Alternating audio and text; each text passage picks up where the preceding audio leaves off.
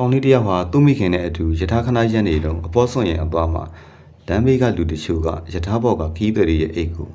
နှံချိတ်ထားတဲ့အရာနဲ့ခိုးယူဖို့လုပ်တာကိုမြင်တွေ့သွားပါတယ်။သူ့မိခင်ကိုပြောလိုက်တော့သူမကတခိုးអော်လိုက်တာကြောင့်တွဲဘော်ကလူတွေအကုန်လုံးကနိုးလာကြပါတယ်။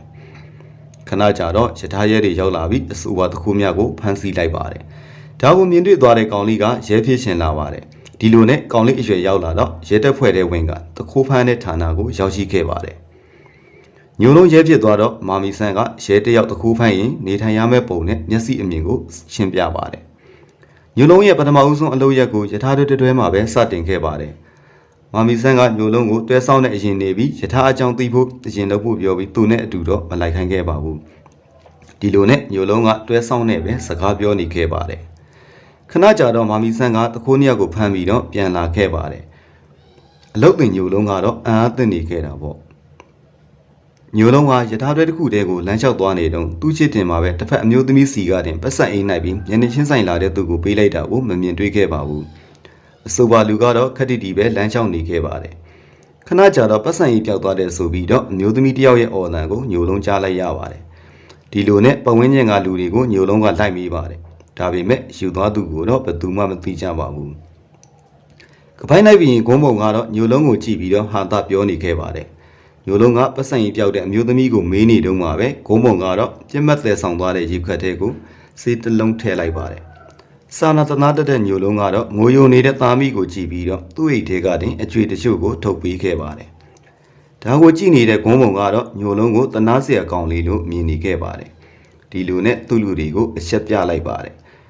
သူ့လူတယောက်ကလက်ထဲမှာပလက်တာတစ်ချောင်းညှက်လိုက်ပြီးခုနကပတ်စံရင်ခိုးယူသွားတဲ့သူစီသွားပြီးတော့အိတ်ကိုဓာတ်မြင့်ခွဲချလိုက်ပါတယ်။အိတ်ခွဲသွားတော့အမျိုးသမီးအခိုးခံရတဲ့ပတ်စံတွေထွက်ကြလာပါတယ်။မျိုးသမီးကသူ့ပတ်စံမှာဆိုပြီးအော်တော့ညိုလုံးကအဆိုပါလူကိုလိုက်ဖမ်းပါတော့တယ်။ညိုလုံးနဲ့တကူဖိုင်တင်ပလေးပြီးနောက်ထိုလူကိုညိုလုံးကဖမ်းနိုင်လိုက်ပါတယ်။ညိုလုံးကကျွန်တော်ကပြည်သူရဲပါရဲတွေရှိနေသေးခင်ဗျားတို့ဘာမှဖြစ်စေရပါဘူးပြောတော့တွဲဘော်ကလူများကဝိုင်းပြီးတော့လက်ခုပ်တီးအားပေးကြပါတယ်။ညိုလုံးကတခိုးကိုတွဲရှိကိုခေါ်သွားနေတော့ဂုံးမုံကအနောက်ကလိုက်သွားပြီးတော့ညိုလုံးမောင်းပြီးအိတ်ကိုဓာပြင်ခွဲကညိုလုံးရဲ့ပတ်စံအိတ်ကိုနှိုက်ယူပြီးရှင်ကအတော်စားကောင်းမဲ့ပုံလို့ကပ်ပြောလိုက်ပြီးထွက်သွားပါတယ်။နှလုံးပီတီကွန်းစင်ထီတဲ့ညိုလုံးကတော့ဂုံးပုံရဲ့အပြောမှတာယာပြီးသူ့ပတ်စံအိတ်ကတော့ပါသွားခဲ့ပါတယ်။ညိုလုံးလဲကြည့်လိုက်တော့သူမရဲ့ကြောပြင်ကိုသာတွေးလိုက်ရပါတယ်။ညိုလုံးလဲတရခန်ကိုဖမ်းဆီးပြီးဆရာစီကိုမျက်နှာသွားလုပ်ပြီးမဲ့သူ့ပတ်စံအိတ်ကပါသွားခဲ့လို့မျက်နှာတော့မရခဲ့ပါဘူး။ကိုမုံကတော့သူမစိတ်ခက်လိုက်တဲ့သူစီကိုသွားပြီးကိုဘာညာတတ်တကကျွဲပြီးတော့ထိုလူရဲ့အိတ်ကက်ကိုဓာပြင်ပြဲကအိတ်အထဲကရွှေပြားကိုအသာယူပြီးယထာလန့်အပြင်ဘက်ထွက်လာခဲ့ပါတယ်။ရွှေပြားကိုအိတ်ထဲထည့်ပြီးသူမလမ်းလျှောက်နေတုန်းမှာပဲလူအုပ်ထဲကလူတယောက်ကသူ့စီကရွှေပြားကိုထပ်မံခိုးယူခြင်းခံလိုက်ရပါတယ်။သူမသတိထားပြီးလိုက်တဲ့အချိန်မှာတော့အဆိုပါလူကိုမမြင်တွေ့ရတော့ပါဘူး။သူမစီကယူသွားတဲ့လူကလည်းတနေရာရောက်တော့လက်ထိတ်ခတ်ပြီးအဖမ်းခံလိုက်ရပါတယ်။ထိုလူကတော့ရဲရောက်ဆောင်ထားတဲ့ကပိုင်းနိုင်ကောင်းဆောင်ငိမ့်တော်ပါပဲငိမ့်တော်ကတွက်လက်ကိုလက်ထိတ်ခတ်ပြီးဓာတ်နဲ့ထောက်ကရွှေပြားကိုတောင်းပါတယ်တွက်လက်ကလည်းရွှေပြားကိုမပေးပဲလက်ကိုတစ်ချက်လှည့်လိုက်ပြီးတော့လက်ထိတ်ဖြုတ်လိုက်ကငိမ့်တော်စီကဓာတ်ကိုလူယူလိုက်ပြီးငိမ့်တော်ကိုပဲပြန်ပြီးလက်ထိတ်ပြန်ခတ်လိုက်ပါတယ်နောက်ဆုံးမှာတော့တွက်လက်ကရိုင်ဒီလီတောက်ကထွက်သွားပါတော့တယ်ဒီချိန်မှာပဲဂုံးပုံလူယူခဲ့တဲ့ရွှေပြားပိုင်ရှင်ကနိုးလာခဲ့ပြီးတော့သူ့ရွှေပြားပြောက်ဆုံးကြောင်းသိသွားပါတယ်ဒီလိုနဲ့ယထာရဲကိုတိုင်နေတုန်းမှာပဲညိုလုံးတို့ဆရာအဖွဲ့ရောက်လာပါတယ်။အဲ့ဒီနောက်ကပန်းလိုက်ကိုဖမ်းဆီးဖို့ရဘူတာအနီးနားကဟိုတယ်မိုတယ်တွေမှာလိုက်ချဖို့သူကြီးအဖွဲ့ကိုညွှန်ကြားပါတော့တယ်။သက်လက်ကတဲကိုကန်တစ်ခုကိုဝင်ကြည့်နေပါတယ်။တဲကိုကန်ရောက်တော့သူကတကားကိုလောချပြီးတော့အဝတ်လဲတန်တဲ့မှာထောက်ပြီးတော့ပိတ်ထားလိုက်ပါသေးတယ်။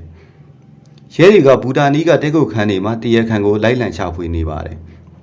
ရဲရီနဲ့ရင်းတော်တို့ဂုံးပုံတို့ကလည်းတွက်လက်စီကရွှေပြားပြန်ရဖို့လိုက်လံချဖွေနေပါတယ်။ဂုံးပုံကအခန်းတစ်ခုကိုတော့ဖြတ်ပြီးတော့ဖွင့်ကြည့်ပါတယ်။ဒါကိုအထက်ကတွက်လက်ကသိတော့ပြတင်းပေါက်ကနေပဲခုံချထွက်ပြေးသွားပါတယ်။တွက်လက်ခုံချတဲ့အချိန်မှာရွှေပြားကပြုတ်ကျလာပါတယ်။ဒါကိုအပြင်ကစောင့်နေတဲ့ညိုလုံးကမြင်ပြီးတော့ဖမ်းဖို့လုပ်ရတွက်လက်ကထွက်ပြေးသွားပါတယ်။တွက်လက်ထွက်ပြေးတော့ညိုလုံးကအနောက်ကနေလိုက်ပါတယ်။တန်လန်းနာအရောက်မှာပဲတွက်လက်ကိုညိုလုံးကဖမ်းမိသွားပြီးလက်ထိတ်ခတ်လိုက်ပါတယ်။တွက်လက်ကသူ့ရဲ့လက်ကိုတစ်ဖက်လဲလိုက်ပြီးတော့အိတ်ထဲကအသင့်ပါလာတဲ့အချွန်ကိုယူကညိုလုံးရဲ့ပေါင်နဲ့ရှီတောက်ကိုထိုးပါလာတဲ့အချွန်နဲ့ထိုးလိုက်ပါတယ်။ရှီတောက်ကိုတန်ချွန်မြင့်ထိုးခံရတာကြောင့်ညိုလုံးကလဲကျသွားပြီးတော့တွက်လက်ကလက်ထိတ်ကိုအလွယ်တကူဖြုတ်ကထွက်ပြေးသွားပါတော့တယ် ညိုလုံးကခြေထောက်ကိုတန်ချုံမြင့်အထိုးခံရတာကြောင့်မထနိုင်တော့ပါဘူးခဏကြာတော့ညိုလုံးရဲ့ခေါင်းဆောင်ရောက်လာကညိုလုံးကိုဆေးရုံလိုက်ပို့ကြပါတယ်ရဲလုပ်ငန်းဝင်တဲ့ပထမရက်မှာပဲညိုလုံးကပတ်စံအိတ်နဲ့အလူခံရတန်ချုံဖြင့်လည်းအထိုးခံလိုက်ရပါတယ်ကန်ဆိုးတာကတော့အဆိုပါတန်ရာကြောင့်ရှစ်ချင်းဝင်းအရွတ်တွေပျက်စီးသွားပြီးလမ်းမလျှောက်နိုင်တော့လို့ညိုလုံးကိုရဲလုပ်ကနေခဏအနားပေးလိုက်ရတော့တာပါပဲရဲပြစ်ရှင်တဲ့ညိုလုံးကခေါင်းဆောင်ကိုတောင်းပန်ပြီးမဲ့သူ၏ရှီတောက်ကြောင့်သခိုးဖမ်းနိုင်မှသူ့ဖွဲ့ထဲကိုပြန်လာခဲ့ဖို့ညိုလုံးကိုပြောပြလိုက်ပါတယ်ဒီလိုနဲ့ညိုလုံးကသခိုးဖမ်းဖို့အတွက်ဈေးရောင်းရင်းသခိုးဆောင်ဖမ်းပါတော့တယ်ဒါပေမဲ့ရှီတောက်တန်ရာကြောင့်သူဖမ်းသမျှကတော့အထမမြောက်ခဲ့ပါဘူးသူဖမ်းသမျှကလွတ်သွားကြပါတယ်နောက်ဆုံးမှာတော့ဒဏ်ရာအနေငယ်သက်သာလာပြီးတော့ကပိုင်းနဲ့တယောက်ကိုဖမ်းနိုင်ခဲ့ပြီးအဖွဲထဲကိုပြန်ဝင်လာနိုင်ခဲ့ပါတယ်။ရှီတောက်ဒဏ်ရာကြောင့်ညိုလုံးကထော်ကျိုးအဖြစ်နဲ့အသွင်ယူကသတင်းစစုံစမ်းပါတယ်။ဒီနေ့မှာတော့မျက်မမြင်ကျေးဇူးနဲ့ကပိုင်းနိုင်ခေါင်းဆောင်ရှိရနေရာကိုသိပြီးညိုလုံးကရန်ကုန်မြို့ကိုထွက်လာခဲ့ပါတယ်။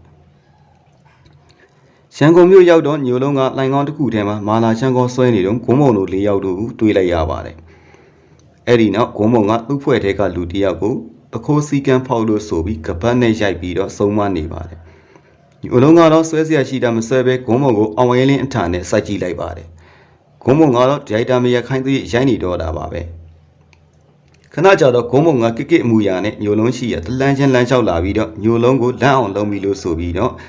အကျွေတချို့ထုတ်ပေးသွားပါတယ်။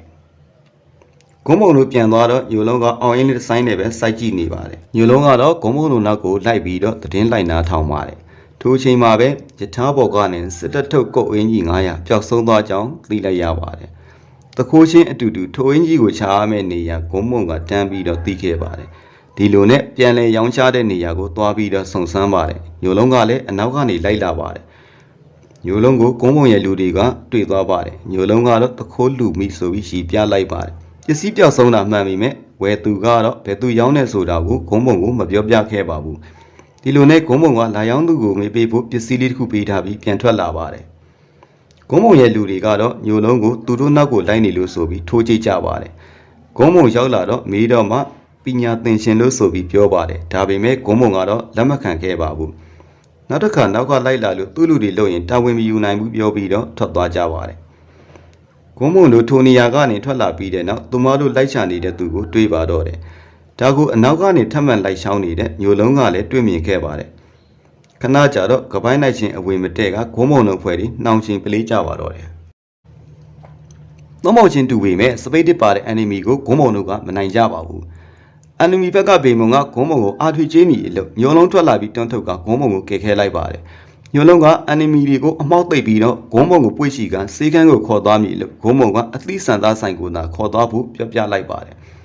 ဒီလိုနဲ့ပဲစံသားဆိုင်ကိုရောက်ရှိလာပါတယ်။မနေ့ရောက်တော့ဆိုင်ရှိမှစိန်ခံနေတဲ့ညိုလုံးကိုဆိုင်ရှင်ကပတ်စံပေးပြီးပြန်လွတ်တော့ညိုလုံးကလက်မခံခဲ့ပါဘူး။အဲ့ဒီအချိန်မှာပဲဂုံးမုံထွက်လာပြီးညိုလုံးကိုဆိုင်ထဲခေါ်ကအဖွဲထဲကိုဝင်ဖို့လက်ခံလိုက်ပါတယ်။ကပိုင်းနိုင်ခေါင်းဆောင်အောင်ဖြစ်ဘူးတဲ့ဆိုင်ရှင်ကတော့ညိုလုံးကိုဝင်ပြီးရင်ပြန်ထွက်ဖို့မလွယ်ကြောင်းပြောပေမဲ့တရင်ယူဖို့အတက်တာဖြစ်တဲ့ညိုလုံးကတော့မငင်းခဲ့ပါဘူး။အဖွဲ့ဝင်ဖြစ်သွားတဲ့ညိုလုံးကိုနောက်တစ်နေ့မှာတော့ယထာတွဲအောင်တစ်ခုစီကိုဂုံးမုံကခေါ်သွားပါတယ်။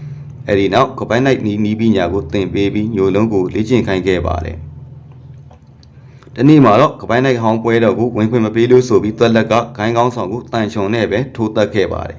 ။ဒီလိုနဲ့ဂိုင်းကောင်းဆောင်မရှိတော့အဖွဲ့ချင်းချင်းနေရာလူကြရာဂုံးမုံဘက်ကလူတယောက်သေဆုံးပြီးတယောက်ကတော့ရဲဖမ်းခံခဲ့ရပါတယ်။ဂုံးမုံကိုလည်းနေကြလို့ဆိုပြီးတွက်လက်ဖွဲ့ကဖမ်းဆီးပြီးအပြစ်ပေးမိလို့ဂိုင်းကောင်းဆောင်ဖြစ်ခဲ့ဘူးတဲ့စံသားဆိုင်ရှင်ရောက်လာပြီးတော့ကဲထုတ်သွားပါတယ်။အဲ့ဒီချိန်မှာတွက်လက်တို့နဲ့စကားပြောနေတော့တွက်လက်စီကအရက်ကိုထုံမိမကတောင်းယူပြီးတော့တောက်လိုက်ပါတယ်။ဘိုင်းနိုင်ခေါင်းဆောင်ပြီးအရက်ကိုရှူတော့ပြီးတဲ့နောက်ဆေးခတ်ပြီးတော့ပြန်ပေးလိုက်ပါတယ်။တွက်လက်နိုးလာတော့လက်ကိုကျိုးဖြင့်အရှိခံထားရပါတယ်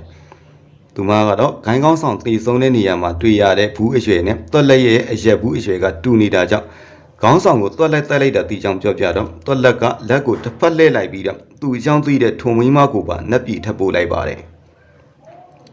ထုံမိမတည်ဆုံးတာကိုဂုံးပုံကမသိပေမဲ့ညိုလုံးကတော့သူ့စီရဖုံးဆက်ပြောလို့တည်သွားခဲ့ပါတယ်။ဒါကြောင့်သူမပြန်လာတော့စံသားပိုင်ရှင်တည်ဆုံးပြီဖြစ်ကြောင်းပြောပြတော့သူမကဘယ်လိုသိတာလဲဆိုတော့ရက်စကန်ကဖုံးဆက်တာဖြစ်ကြောင်းနဲ့သူကရဲပါဆိုပြီးညိုလုံးကပြောဆူနဲ့သူမကိုပါတခါလေးလက်ထိတ်ခတ်လိုက်ပါတယ်။ သူမကိုလည်းဂိုင်းကောင်းဆောင်ယူပွဲမှာကပိုင်းနိုင်ဂိုင်းကိုကူညီပြီးဖမ်းပေးမလားအခုတက်ခါတဲ့အဖမ်းခံမလားဆိုပြီးညိုလုံးကရွေးချက်ခင်ပေးလိုက်ပါတယ်နောက်ဆုံးတော့သူမကလက်ခံလိုက်ပါတယ်ဂိုင်းကောင်းဆောင်ယူပွဲရောက်တဲ့နေ့မှာတော့ပါဝင်သူတွေကိုတွေ့တဲ့အခါမှာအနောက်ကတင်အင်ကြီးမှာအဖြစ်ရောင်ချစ်ပြီးအမှတ်သားလိုက်လုပ်ကြပါတယ်ဒီလိုနဲ့ပဲကပိုင်းနိုင်အဖွဲ့ကိုရဲတွေကဖမ်းမိသွားကြပါတယ်ညိုလုံးနဲ့တွက်လက်ရန်ဖြစ်နေကြတုန်းမှာပဲတွက်လက်ဤထိုးလိုက်တဲ့တန်ရှင်ကိုဂုံးပုံကဝန်ခံလိုက်တာကြောင့်ထိုတန်ရာနဲ့ပဲဂုံးပုံကတော့တေဆုံးသွားပါတယ်ခဏကြာတော့ရဲတွေရောက်လာပြီးကပိုင်းနိုင်ခေါင်းဆောင်တွေအားလုံးကိုဖမ်းဆီးသွားပါတော့တယ်ကပိုင်းနိုင်ဖွဲ့မှာပါဝင်သူတွေအားလုံးကိုမိခဲ့ပေမဲ့တွက်လက်ကတော့လွတ်သွားခဲ့ပါတယ်ဒါပေမဲ့နောက်နှစ်အနည်းငယ်အကြာမှာတော့ပြပွဲတစ်ခုမှပြဖို့ရန်ရွှေပြားကိုတွက်လက်ကခိုးယူဖို့လုပ်တုံးမှာပဲညိုလုံးလုံးအဖွဲ့တွေရဲ့ဆောင်ဖမ်းခြင်းကိုခံလိုက်ရပါတယ်ဒီလိုနဲ့ပဲတွက်လက်လည်းရဲလက်မှာဖမ်းမိသွားပါတယ်ကပိုင်းနိုင်ဖွဲ့တွေအားလုံးဖမ်းမိပြီးတော့ညိုလုံးလည်းယာရုတိုးမြင့်ခြင်းခံလိုက်ရပါတယ်ဂျင်းနကဂျင်းတွေချက်စားတဲ့ဒီစကားလေးကိုဖူးမှုပြီးဖြစ်ရတအစုံကြည့်ရှင်နေဆိုရင်တော့ကောမမှာကျွန်တော်လင့်လေးချပေးထားပါမယ်